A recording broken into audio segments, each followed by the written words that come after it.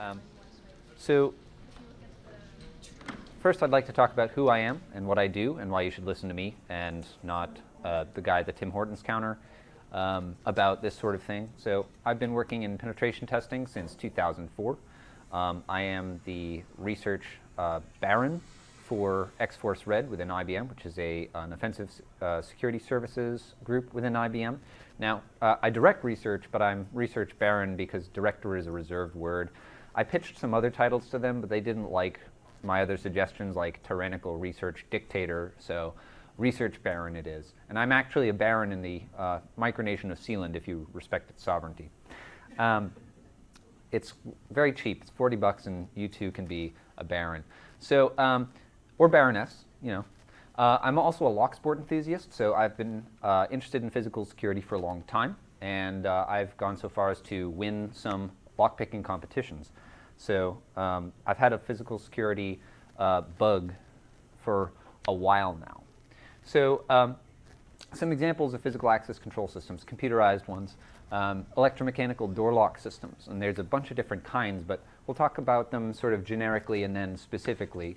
We'll talk about video surveillance systems, a bunch of different things. So let's start with door locks. So when you take a bunch of door locks and control them with a networked computer system, there's some advantages and disadvantages to this. So it's really quick to revoke access, and depending on what type of authenticator you're using, it might also be really quick to provision or change access. It makes some complex access control policies really simple, like if you have a door that 100 people have to be able to open and you're trying to use traditional physical locks for that, you have to make 100 keys and give them out to 100 people.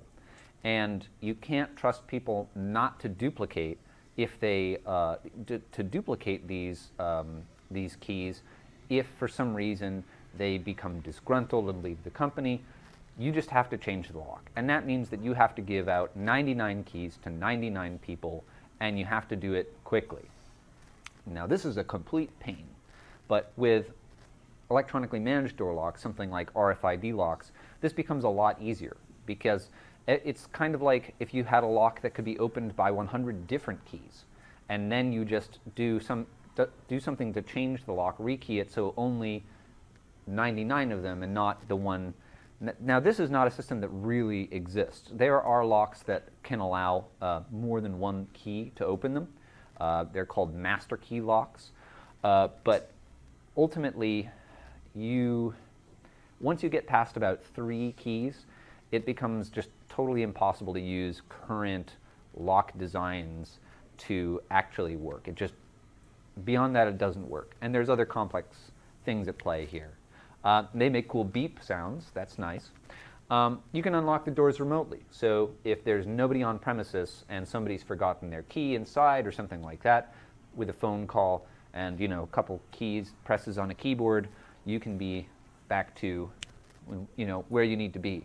Now, some disadvantages, power failures might cause some problems for you unless you have some sort of power backup. So if the power goes out, you might be unable to access your building, which is not good. You also have to ask the question, does it fail closed or does it fail open? Because in the case of something like maglock doors are doors that use powerful electromagnets to hold doors closed until the correct key is presented, at which case it turns off the electromagnet so you can open the door. Now, obviously, if you cut power to that sort of system, it means the door just opens up, which is not ideal. But it's hard to say which is worse, a door that won't open because the power is out, or a door that won't close, or block, specifically, with the power out. So the other thing that you have is request to exit sensors. So you don't want to have to put a badge reader on either side of the door, and at least in the US, and I'm pretty sure it's the same in Canada, fire code states that you can't put like a key, like a lock or a badge sensor or something like that on the inside of a door if it has to be used for a fire exit. So if you have to exit through a badge door, it has to be something that you can open without the badge on the way out. So you have these things called request to exit sensors. In some cases, that people use those, and in many cases actually. So if you've ever noticed that little sort of beige bar above the door on the inside of a badge door that makes a little clicky sound and turns from a red light to a green light and unlocks the door when you step in front of it, it's a little motion sensor. That is what that is. That is called a request to exit or REX sensor. And we'll see something very interesting with that in just a moment. The other thing is you have a system that administers these locks, that administers who has access to each of these doors, who can open them, at what times, and has the ability to remotely open these doors. If there is a vulnerability in that system, that's a big problem because the keys to the kingdom literally are right there in one place. So let's talk a little bit about real-world failures here. So this is a gentleman named Deviant, or that's his handle. It's effectively his name because I've known the guy for years and I don't know his real name. So he is Deviant. You know, double entendre there. Anyway, so Deviant, he's a great guy though. This is him blowing some whiskey through a set of French doors and triggering a request to exit sensor because all it's looking for is an area within its vision, in so much as a computer can have vision, that is differently heated. So by blowing whiskey that's been in his mouth through the door, he's creating a cloud that's visible to this request to exit sensor that's warmer than the surrounding area. The request to exit sensor thinks, okay, there's a person there, click, door is open. So whiskey can bypass your fancy RFID badge system. Now, there's a bunch of different things that you can do here. You can take a can of compressed air and turn it upside down and spray through the French doors. And very similar to this, it's going to just make an area that's differently heated, but it's colder. And this will work very well. It's also a little bit easier to have to explain away a bottle of compressed air than a bottle of whiskey if you're trying to do this for nefarious purposes and you get caught. But I've seen a lot of different things. I've seen people take flexible rulers or yardsticks and stick them through and wave them. I've seen people take chemical hand warmers like you put in ski gloves and attach those to the end of a wire hanger that's been unfurled. Stick that under the door and wave it around. That works. In the case of request to exit sensors that shape this, that sense the shape of a person, I will leave it to your imagination exactly what I'm talking about, but there are inflatable person-shaped balloons, which, when slid under the door and inflated with a portable helium tank, will float up and trigger those sensors. There's actually a very funny story from the guy who runs X-Force Red, who's done a lot of physical penetration testing work, who used this technique to open a door on one physical pen test, and then when he opened the door, found not only the inflatable person, but the entire cleaning crew standing in like a mix of bemusement and shock at this floating thing. Anyway, so let's talk about something else. So this brilliant guy who goes by Headless Zeke, again with the handles, hackers, you know, he found a problem with a very popular RFID badge system. So there were a number of commands that you could issue to this, this door controller system, and some of them didn't require you to put in a username and password because I guess the designers figured that this is not these aren't sensitive things, right? So there is one command called command blink on. Excuse me. And what this did is it blinked the light on the top of the badge reader a certain number of times that you specify in order to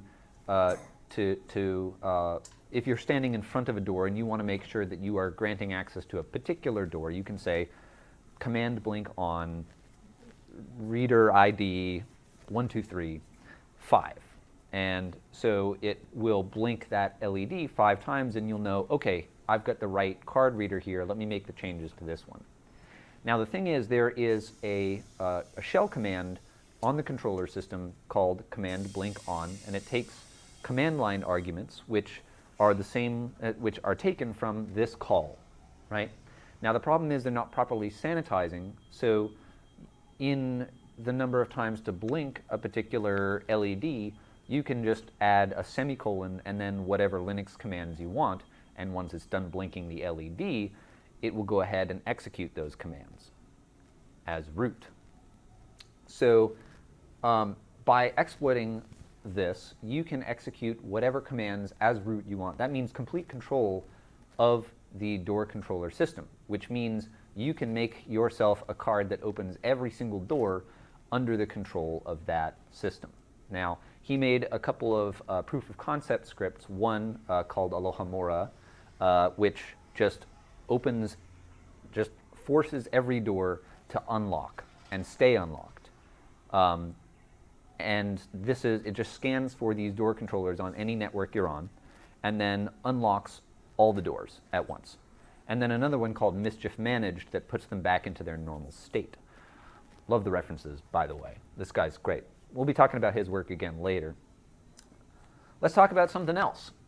So, on Christmas Eve, on an unnamed correctional facility in death row, and that's for, I don't know if death row is a thing in Canada, but I guess you don't have the death penalty. We do in the US. I disagree with it, but that's neither here nor there. The wing of the correctional facility that held prisoners sentenced to death, called death row, one Christmas Eve in one correctional facility, suddenly all the doors opened at once.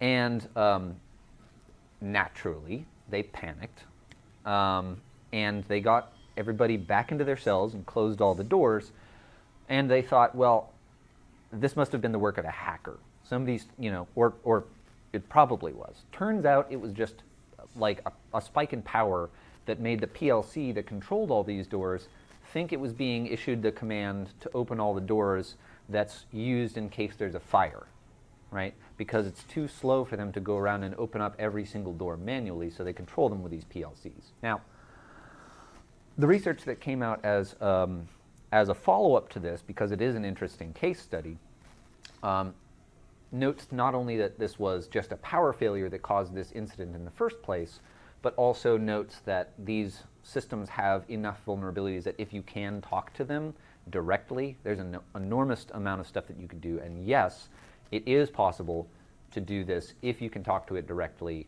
on a network or over a serial connection. So that's a little terrifying, but that is the state of, industrial control systems security. That being said, this was just a failure. And so it's not just intentional attacks that you have to contend with when you're talking about managing a series of doors, door locks, electronically. You also have to contend with just failures, right? So let's talk about specific kinds of locks. So RFID locks, these are very, very common. It's quick to grant, update, or revoke access because you're just talking about a very cheap to produce card. One thing that people don't think about, which is an advantage of RFID cards, is that it can't be duplicated from photos. If you take a picture of a physical key, you can duplicate that key from just the photograph. This is actually a really big problem because people don't in general know that this is possible, or they don't think about it when they take a picture of, there's a Reddit, for instance, that's like, the /r/ what's in my pockets or whatever, and people would take a picture of what was in their pockets, and people kept posting like their house keys and car keys and things like that on Reddit, which is, really funny for me, less funny for them. But RFID cards, you can't do that, right? You take a picture of that, so what? So that's one thing that I thought I would mention as an advantage because it's nice. The TSA actually had a big problem with this. The Transportation Security Authority in the U.S. actually allowed the New York Times to take a high-resolution photo of all of the keys that they use to access, like, the TSA-approved luggage locks. So now all of those locks are completely useless because they haven't changed any of the keys, and the entire world has a picture, high-resolution picture with those, like, really nice cameras of all the TSA keys. So that's really funny. They still deny it's a problem, but anyway. I'm getting on too much of a tangent. I do that. Disadvantages of RFID cards are that they can be duplicated if you are in close range.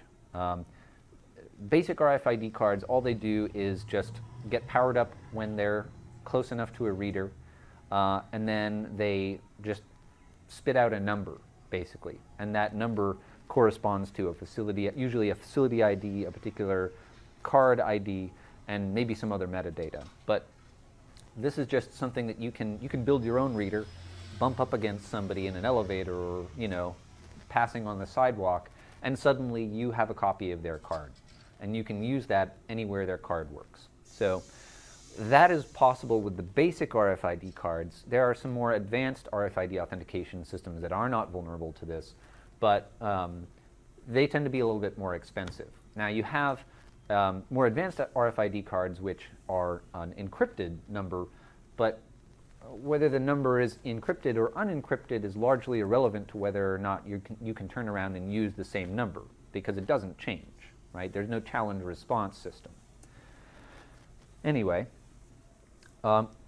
if the crypto is bad on the card, you can subvert it as well. So there's a great and terrifying and puzzlingly legal bit of research by a couple of MIT, we'll say researchers, but they've really just, I'd say pranksters is a little bit more, but they did some seriously good work. And they were able to find a number of problems with with one U.S. state's metro system. They were able to basically ride for free for their entire lives, and it's a great talk. But they use crypto breaks in the cards and card readers used in this particular city and many other cities in the world. I think the total list that they compiled was something like 15 different cities use this particular technology for their metro cards. But it was found that you could manipulate these because the crypto is bad. So this is another situation where you can take an existing key and make it a master key because the crypto is bad. That's not, in most cases, something that you can do with a physical key. So something to think about. So let's talk about biometrics. I've got to be really careful here because I have so much that I want to rant about with biometrics. So I'm just going to try really hard not to do that. But with biometrics, it's quick to revoke access. It's not very quick to change access in most cases because, if you're working with a facial recognition system and somebody gets a picture of your face that they can use or a video or something like that, you can't get another face unless you're, in that terrible movie Face Off. And even then, that's very expensive, and there's a whole, guy hunting you down trying to, anyway, the joke's not funny anymore. Users can't lose or forget their authenticator. It's because it's with them all the time. So that's an advantage. Makes you feel like James Bond. You ever scan your retina to get access to a door? Yeah, that's really cool. I will give it that. It's very cool. They're very expensive, though, if you're getting good biometric authentication systems. If you're not, they're pretty cheap, but they're also pretty bad. Some biometric data is very easily stolen. So fingerprints, for instance. I'm sure that I could get fingerprints off of these glasses here, for instance. Or you could probably get my fingerprints off of this Coke can. So it's not hard to get somebody's fingerprints if you are physically close to them. There's a great episode of Mythbusters where they test various fingerprint sensors, and they find some of them are colossally bad. This is a still taken from the episode where Adam is really amused because they got a copy of one of their coworkers' fingerprints, and they used it to defeat a fingerprint scanner on a door, and they used ballistics gel to create a false thumb with the fingerprint of Grant on it, and that worked. So they decided, okay, well, let's take a latex fingerprint on a glove and try that. And finally, after everything works, Adam takes a printout of the fingerprint, licks it, and it works. Which is like, come on, really? So holds it up for Grant to see and goes, well, there's your problem. And I just thought that was funny, so I had to throw that in there. So let's talk about video surveillance systems. These are some of the physical access control systems that have been computerized for the longest, and at least widely deployed. You can monitor your premises remotely, and a lot of modern cameras have the ability to pan and zoom around.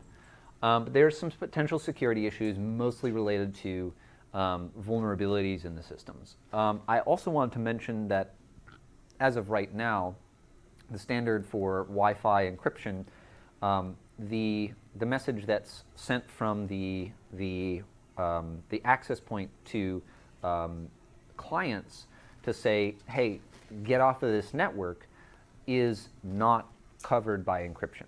So even on a fully encrypted Wi-Fi network, you can say, hey, get off of this network, and deny something access to a Wi-Fi network. Now, in the case that you're relying on network connectivity to be able to stream camera data, to stream a camera feed, this means that you can just repeatedly send this signal, pretending to be the access point, kick the Wi-Fi cameras off the wireless network, and effectively shut them off, which is not ideal.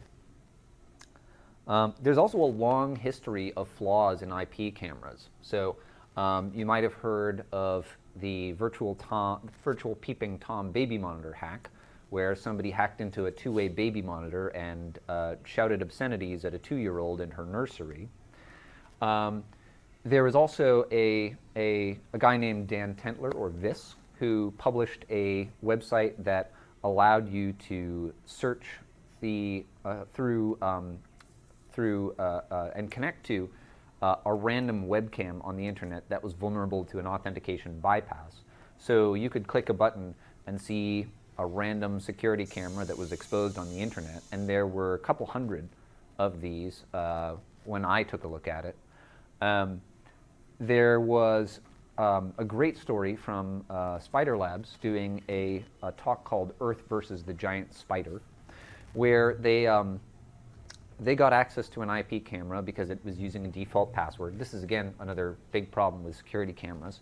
They got access to it using a default password, and they were actually able to, it was pointed at just like a cube farm, basically, and they were able to see the sort of setup of one of the employees who had his username and password, his AD username and password, written on a sticky note on his monitor by panning it over to the monitor and zooming in. So they were able to get those credentials and get on the VPN from the internet because of this. So I thought that was a really cool story. Headless Zeke, who did the door hack that we talked about earlier with the blinking lights, he did a great demonstration on a vulnerable IP security camera, which I'm really just including it here because it's cool. And has anyone seen Ghost in the Shell? Okay, so there's this character called the Laughing Man, who is a hacker, and whenever he's on camera, he's hacked the camera systems and replaces his face with a cartoon man who's laughing, right? And Headless Zeke actually put this into reality, which is great. He used like a facial recognition software to recognize faces on a camera feed for this vulnerable IP camera and replace them with the Laughing Man logo, which I thought was just awesome. And it doesn't work that well, so like if you kind of turn to the side, it shows your real face for a second, but it's just cool that, you know, he was able to make this in the first place. So moving on, I want to talk about relay control boxes. So these are a sort of a generic kind of device, but they're used for lots of things, and there's a good chance that your organizations use these for something, or at least that you have encountered these. You have absolutely, all of you, encountered these at some point. So these are control boxes that can be used for a number of things. They basically just, anything that you can switch on or you know, activate with some electrical, like just by powering it up, you can use relay control boxes for. So things like gate control or being able to press particular elevator buttons, things like that, where you either punch in a code or swipe an RFID badge, things like that. These relay control boxes can do it for you. I kind of wish now that I'd put a picture in here of a relay control box so you can see, but usually they're just sort of like stainless steel boxes, or metal boxes, I guess maybe they're aluminum, regardless, about this big, and they usually have an LED screen on them and a keypad or a badge reader. You'll usually find them at the entrances to controlled parking garages or to like gated communities, things like that. The disadvantages of these are, again, they open up the possibility of electronic attacks, and if you use them to replace gate personnel, you might complicate detecting when an attack happens. You know, if you have somebody at the gate and they go through anyway, you know, somebody's going to be there to see that. So if you are going to replace, you know, some security personnel or supplement, you know, security personnel with one of these boxes, you're probably going to want to have surveillance on it as well. There's a guy named Dennis Maldonado who did some really great research on one particular relay control box and on relay control boxes in general. He found that it was possible to do a wide variety of attacks against these. In the default settings, there is no authentication required to access and reconfigure these relay control boxes. So if you can talk to these, and the one that he studied in the most depth actually had the ability to be put on the internet, and some of these are, in fact, on the internet. You can simply just access it and change around the configuration however you please. So you can add, for instance, an additional code that gives you access when you punch it in. And even if there is authentication on this particular relay control box, there's no brute force protection, and the password is just a 6-digit number. It can only be digits. It can only be 6 numbers. And so what he did was he wrote a program that simply sends the right commands to guess the password, and it only takes, I think, at the slowest reasonable speed, he was able to come up with of, you know, a delay of about a second in between guesses. He did the math, and it was something like a couple of months, where in the absolute slowest reasonable case, you would be into this thing within, you know, guaranteed, no matter what the code was, within a couple months. So physical attacks. If you have the default lock on there, which is usually terrible, you can go and get on Amazon these things called jigglers, which look like keys, but they're actually lock picks. I think it's about $10 for a set of these, but you can put one of these in and jiggle it around while turning it like you would a key, and in short order, the default locks on a lot of things, ATMs, for instance, are another thing that ships with these really bad default locks. But relay control boxes, why do they put such crappy locks on these? Why? Because cost. It keeps the cost down. And they can push the security off to the user and say, hey, these are just locks so that you have a lock on there to start with, but they buried it in the user manual like, hey, you should really replace the default locks on these so that you're secure, because the default locks are crap. Anyway, even if you have a good lock on the box, there's still the opportunity to punch in a code on the keypad itself. On many of these control boxes have a special code that you can put in. Like on one of them, you hold down 0 and 2 for 3 seconds, and then it prompts you for a password. And the default is, you know, always set to the same thing. So usually it's hold down 0 and 2, 1, 2, 3, 4, 5, 6, and then you can issue commands from the keypad. So he, at one point, was planning to publish a series of codes that you could punch in to add a new access code to these relay control boxes, but thought better of it and decided, let me not do that. Regardless of what the right decision was there, that was the choice that he made, but I was lucky enough to be able to see the list, and it was a long one. So there's a good chance that unless you've changed the default code on a relay control box like this, that it's possible to walk up, press about 10 to 20 buttons, and then get in no matter, unless the default password has been changed. So if you do use these in your organization, please do change the default passwords on the relay control boxes. Also, the one particular one that Dennis reviewed had a little magnetic alarm, so that when you open this up, it would record in the control system that it had been opened. But you can just stick a powerful magnet on the side and open it, and the alarm doesn't work. It thinks it's closed. So the last thing that I want to talk about here is visitor management systems. And advantages, some regulatory frameworks, compliance frameworks require you to keep a record of everybody who has visited your facility. So this can help with that. It can be integrated with door locks, so at the same time that you provision somebody like a temporary visitor badge, they can also be given access to certain locks in your campus. And this makes provisioning visitor access much faster. It's very popular with large companies that I have visited. The problem, though, is that you have a store of visitor data that's now computerized. So if somebody can attack the visitor management system, they can get a list of people who have visited your campus. And if you're the type of attacker who is trying to do competitive intelligence, trying to gather data on what clients or what vendors are being used by one of your competitors, well, this is a gold mine.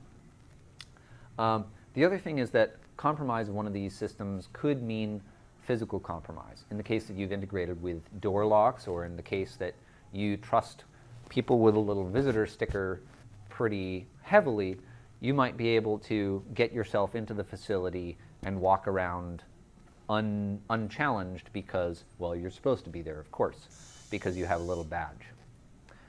Now, there hasn't been any public work on visitor management systems and what vulnerabilities may exist in them, but I hope to change that. So, overall, computerizing physical access control systems can give your bearded employees more time to smile and stick Post-it notes on their foreheads instead of worrying about changing keys and things like that. But on the other hand, maybe you really don't need to put computers in everything. High five to anybody who knows what this is from. So you might think about, in addition to reviewing what packs you have in your environment and whether or not you've done things like change the default codes, or whether you've patched them to get yourself beyond a state where you're vulnerable because, or if you've changed the default locks on these systems, as long as you go through the, in addition to doing that, you can talk to your PACS vendors and ask, has this been tested for security? How? Was this tested during development, or did you only realize after you pushed it to market that you needed to think about security? Were there any vulnerabilities found? Does this thing come in an unpatched state? Do you actually patch vulnerabilities if they are found? How does that update process work?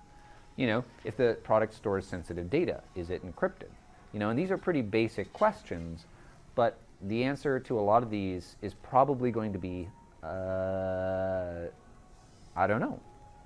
Which, it's a bit of a sad state of things, but it's slowly getting better, which is good, mostly due to the efforts of people looking into this sort of thing and finding bugs.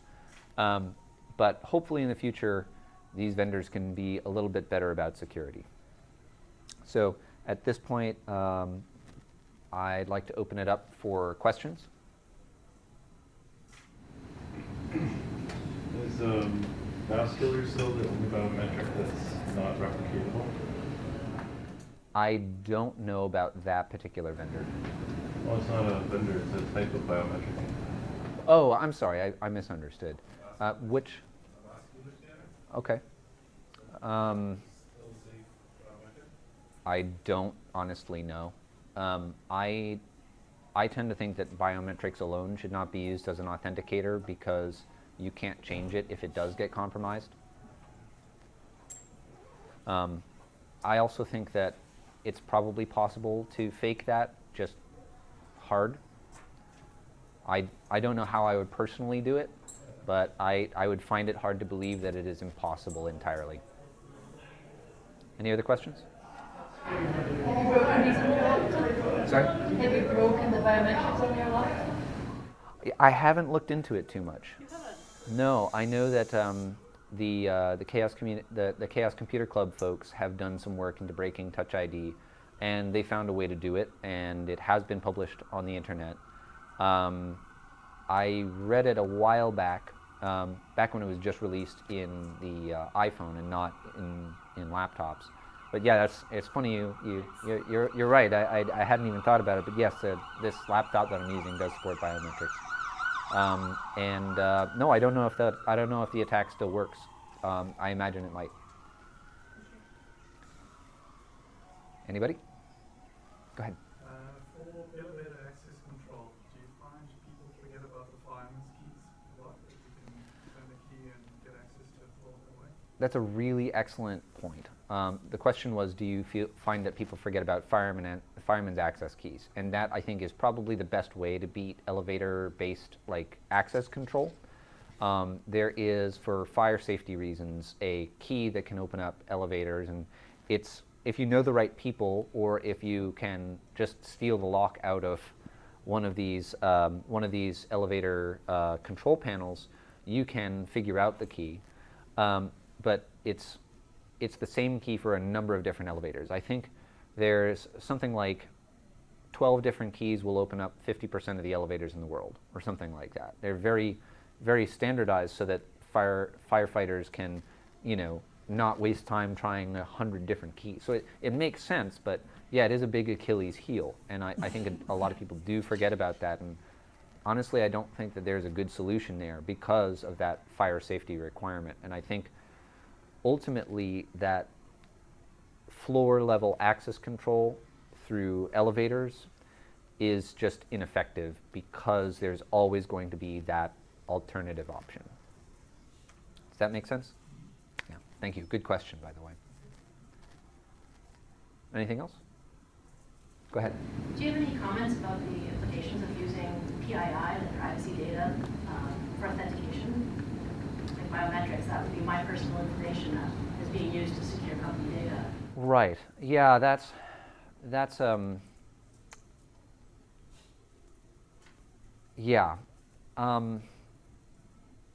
good question. So the question is, how do you feel about biometrics being themselves, the authenticators themselves, being personally identifiable information or personal health information, depending on how you look at it?